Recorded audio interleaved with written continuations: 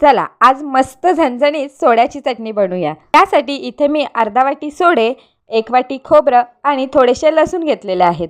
सोडे चांगले धुवून 15 मिनिटं भिजत घालायचे आणि त्यानंतरच त्यांना मिक्सरमध्ये जाडसर वाटून घ्यायचे। खोबरं आणि लसूण पण जाडसर वाटून घ्यायचं। नंतर तव्यामध्ये तेल घातलं, तेलामध्ये तिखट आणि मटण मसाला टाकला, भरपूर सारा कांदा टाकून चांगला परतून घेतला आणि मगच त्यामध्ये सोड्याचं मिश्रण टाकलं आणि खोबऱ्याचं आणि लसणाचं पण मिश्रण चांगलं परतून घेतलं। ते परतून झाल्यानंतरच इथे मी टोमॅटो टाकलाय, नंतर मीठ, हळद, तिखट टाकलेलं आहे आणि पाणी सुटेपर्यंत मस्तपैकी परतून घेतलेलं आहे। मिक्सरच्या भांड्यात अर्धी वाटी पाणी टाकून ते पण यामध्ये टाकून घ्यायचं।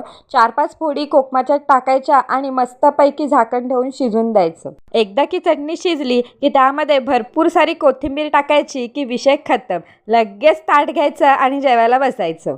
चला आता पटकन सबस्क्राईब करा।